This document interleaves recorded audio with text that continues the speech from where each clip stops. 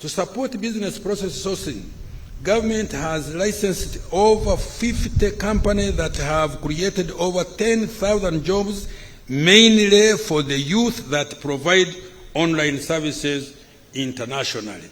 Madam Speaker, with regard to the creative arts, government provided 10 billion to the creative arts industry.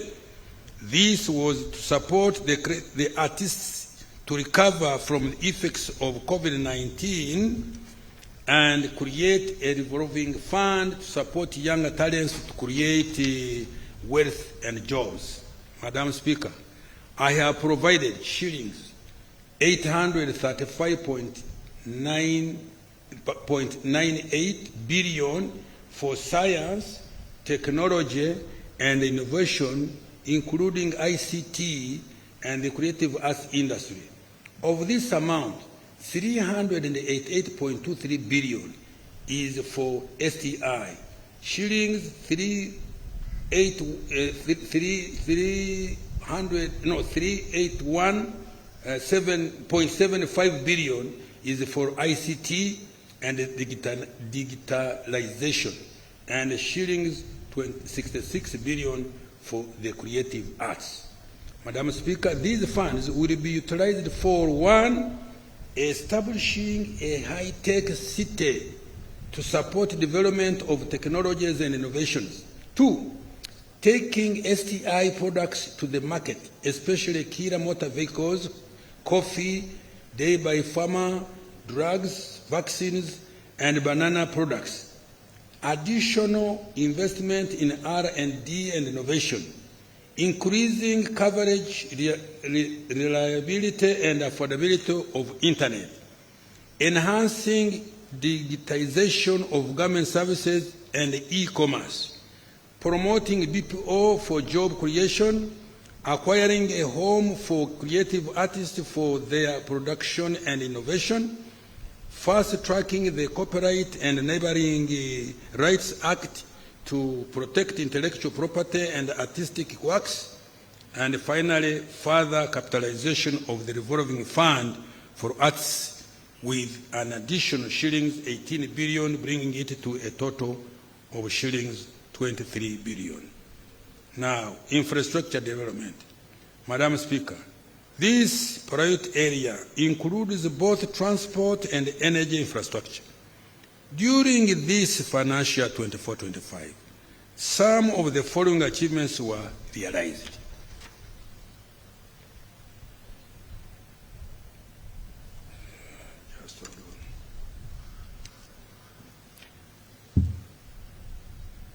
Integrated transport infrastructure and services. Madam Speaker, the road network that is tarmacked now stands at 6,287.6 kilometers, representing about 30% of the national road network compared to 3,112 kilometers in financial 2010-11. With this improved road network, the travel time, for example, from Malaba to Kisoro by road reduced from 48 hours, 2 days, to about 10 hours. This will further improve with the completion of the Kampala-Jinja and Busegampigi Express highways. Uganda is now connected by tarmac roads at all its major international border points, from the South Sudan border, Kitgum, Nimule, Oraba, in Acholi and West Nile, to the southern border of Tanzania, Mutukula, Rwanda, Mirama Hill, Katuna, and Chanika, and the Congo border, Bunagana, and from the Kenya border, Wakaka, Maraba, and Busia, to the Congo border, Mpondwe, Busunga, and Kaisotonya in the west. Madam Speaker, despite the challenges faced in the road sector this financial year, we continue to make progress as follows. 1, rehabilitated a total of 125 kilometers on several ongoing projects. 2, upgraded over 100 kilometers of roads to paved bituminous standards on several ongoing projects. 3, government fully disbursed shillings 579 billion, which was used for maintenance of national, district, urban, and community access roads. 4. Government is revamping the road and drainage infrastructure within the entire Greater Kampala metropolitan area to the extent that the entire city is now a construction site. Bannange bebale. A total of shillings 1.4 trillion has been dedicated to improving roads and drainage within the Great Kampala metropolitan, what that is. To deal with the traffic congestion arising out of gridlock generated by roundabouts, all major junctions are being improved and signaled with traffic lights. The Kampala flyover and road upgrading project has been completed. Beverly. Construction of 10 bridges is ongoing at an average of 74.7% progress. Madam Speaker, next financial year, government has significantly increased the budget for road infrastructure development. I have allocated an additional 790 billion, bringing the total budget for roads to 4.28 trillion. The following will be prioritized next financial year. 1. Start construction and complete ongoing works for road projects as highlighted by His Excellency the President in his State of the Nation address. In addition, the roads which had been left out to be prioritized are Puranga Acholi-Bur, 64 kilometers, Kampala Gayaza Karaji, 33 kilometers, Lugazi Wikwekiyindi, 28 kilometers, Kabwohe Wizewera Nyakambu Nsika Nyakabirizi, 92.2 kilometers, Kisubi Nakauka Natete Kasanje Impigi Mauguru Nanziga Maya Buaya, 71 kilometers, Busega Mpigi 10 kilometers, Najanankumbi Usabara 11 kilometers, Lusalira Nkonge Lumegere Sembabule 97 kilometers, Karugutu Ntoroko 50 kilometers, Kabale Lake Bunyonyi 15.1 kilometers, Kisoro Nkuringo Lubugiri Muko 70 kilometers, Laropi Moyo Afoji 39 kilometers, including a bridge at Laropi, Koboko Yumbe Moyo 105 kilometers, Namagumba Budadiri Kalugugu 33 kilometers, Tororo Busia 25 kilometers, Katuna Mukono Kamuganguzi 104 kilometers, Moroto Lokitanyara 42 kilometers, Hamurwa Kerere Kanungu 47 kilometers, Liantonde Kashagama Nyabitanga Ntusi 57.7 kilometers, Isingiro Rugaga Mutukula Ngarama Kashumba on the border with Tanzania 164 kilometers. I hope my friends who are talking to me yesterday, I have satisfied you. Masindi Bridge and Karuma Bridge. Start construction and complete ongoing works for bridges as highlighted by His Excellency the President in his State of the Nation address. 3. Commence implementation of the Kampala-Jinja Express Highway through public-private partnership framework. And 4. Prioritize maintenance of the core national road transport network and DUCA. Railway transport, Madam Speaker, in November 2024, His Excellency the President launched construction of 272-kilometer standard gauge railway from Malaba to Kampala. The SGR is a strategic investment for our country.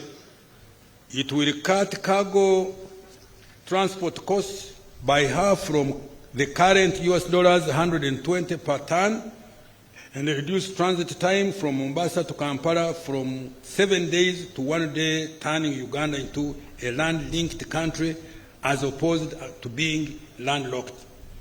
These initial works, the initial works for construction of the standard gauge railway have started. Madam Speaker, government has completed the refurbishment and the commissioning of the Mukono-Kampala meter gauge railway line.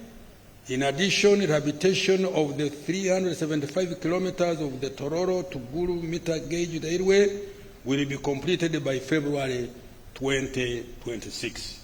Madam Speaker, next financial year, priority intervention will include completing the rehabilitation of Tororo-Gulu meter gauge railway line, refurbishment of the Mukono-Jinja meter gauge railway line, and construction of the standard gauge railway from Kampala to Malaba. Now, water transport. Madam Speaker, government has constructed and maintained a number of ferries providing essential services to connect isolated communities and facilitate access to markets. Government will continue to operate and maintain these ferries next financial year, in addition to continued development of Kasa Port, completing construction of 2 ferries for Bukungu, Kaberamaido, Kagwara, and the 2 ferries for Lake Bunyonyi. Air transport, Madam Speaker, since the revival of Uganda Airlines 5 years ago, by His Excellency the President, connectivity has improved within the continent, the Middle East, Asia, and the United Kingdom. The airline is now flying to 17 direct destinations, which has contributed to reduce travel time at more affordable costs. Madam Speaker, the competition brought about by the airline has forced other regional airlines to reduce the cost of their air tickets. For example, a return air ticket to Nairobi has stabilized at about $300 compared to $800 in 2019. Madam Speaker, the airline is supporting trade and tourism in addition to business air travel. The national airline is now the largest operator and has 24% market share of all air travel out of Entebbe Airport, up from 4% in 2019. Its revenue has increased to shillings 319 billion in financial 23-24 from 28 billion only in 1920. With the increased capitalization and acquisition of additional aircrafts, the airline will increase efficiency and travelers to and from Uganda will enjoy direct and cheaper travel to more international destinations. Madam Speaker, the upgrade, rehabilitation and expansion of Entebbe International Airport is nearly complete. The expanded airport has a new cargo facility and a new passenger terminal, among others.